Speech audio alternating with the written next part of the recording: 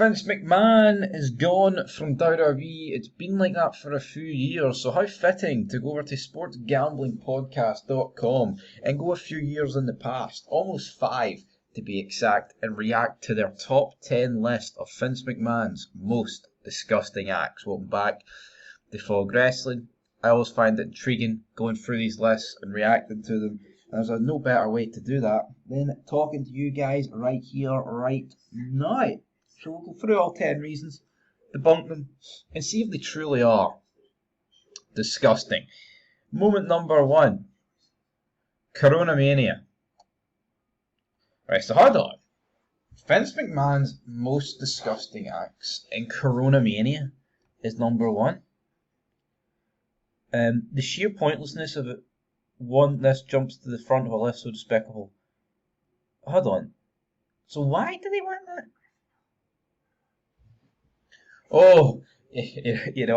Vince McMahon has gone against every recommendation by the WHO and the US government. Brilliant. Hold on. He's decided to pre-tape a 2-night Mania 2 weeks ahead of its April 4th and 5th air dates, remishing the legacy of WrestleMania. You can't fucking win with these guys, you know what I mean? See if WWE just stopped doing shows, people would be fucking green. People would be green. There's no wrestling on this week, and also AEW was going on, TNA was going on. It's not like shows just completely ceased to exist. And also, COVID was a load of shite, folks, so not having that. The show must go on, damn it. Alright, Owen Hart. Obviously, this is a bit more of a... This is torn. McMahon obviously spoke about it in his Netflix documentary.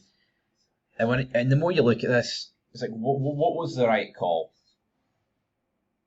If the show just ended, I don't put it this way. I think if the show just ended when Owen Hart sadly, tragically passed away, I don't think there'd be much controversy getting talked about. 20 odd years later. I think it's a tough one. It's kind of like damned if you do, damned if you don't, to a degree. Because the whole damned if you do is more down to like what is going to happen in the Monday Night Wars. Could this be an effect where people haven't got their money's worth and they're like, well, fuck you, McMahon, we're going to check out WCW. And as sad as Owen's death is, at the end of the day, it's a business and people might not like that, but that's what it is. The business will continue without Owen Hart. The same way it's continued without Vince McMahon. Chris Benoit, I know McMahon ain't dead, but he may as well be dead to them.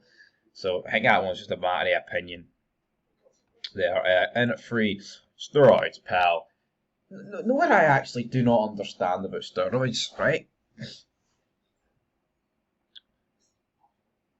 If you want to take them, what is the big deal? Loads of people take steroids. It's a fake sport. If you want to take steroids to look good, then what's the problem? Now, you could argue, well, if you're allowed to take them, then everyone's going to be on them. Everyone was on them, though. You know what I mean? I don't really understand this. To be honest, I don't think this is that bad. I'd never understand why they treat it steroids like it was, McMahon was Dane crystal meth. Brett screwed Brett.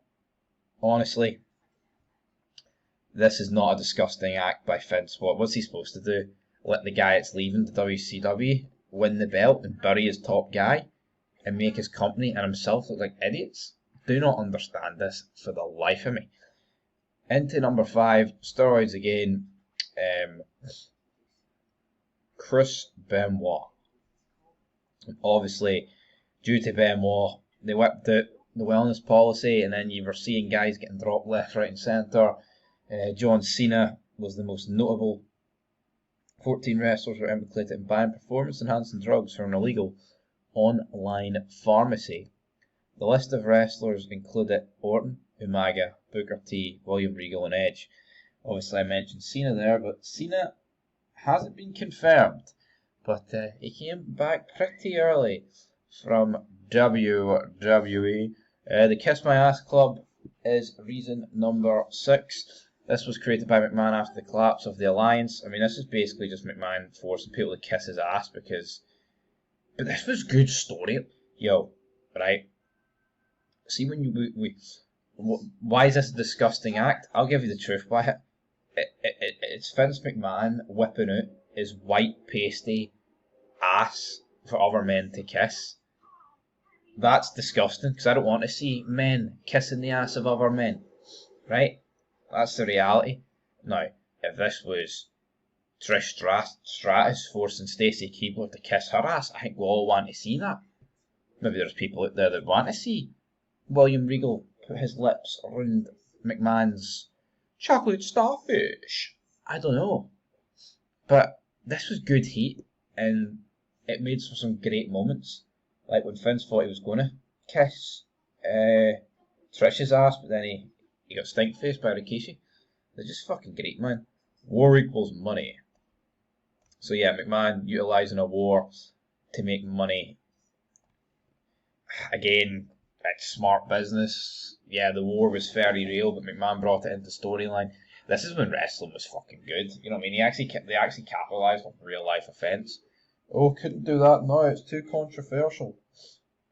Like, could you imagine? See what's going on in the Middle East. Could you imagine like a heel Israeli or a heel Palestinian? Oh, but that would show the companies treating one side more unfair than the other. Well, there you go. You've already lost it. Cause see, back in McMahon in the 90s, they didn't give a fuck, man. A heel was a heel and a face was a face. Sergeant Slaughter doing this was insane. The guy was getting death threats. This was a success. Right. Life sucks, then you die. Vince McMahon was largely responsible for Andre the Giant's decline in health. You know, it's just like, hold on. Andre's a big boy. If Andre wanted to call it quits, then he could have. I mean, oh, it's McMahon's fault. If Andre's making himself available, he's one of the biggest stars and names that the business has ever seen. Of course, McMahon's going to book him. That's some good shit. Says here that McMahon was a cocaine addict. McMahon said, and I quote, "I can snort as much of that stuff as anyone can put in front of me and never get hooked." So yeah, talking about the fact that McMahon was always hyped was due to drugs. I couldn't have, like, I'll admit, when you see some of McMahon's promos, it's almost like he is on drugs, but I couldn't imagine McMahon whipping out a line backstage in his room doing one. Couldn't see it, but here it was the 80s. And then he's a genetic jackhammer. There's him kissing him. Oh, he made himself kiss hot women. Oh, the inhumanity. But you know what?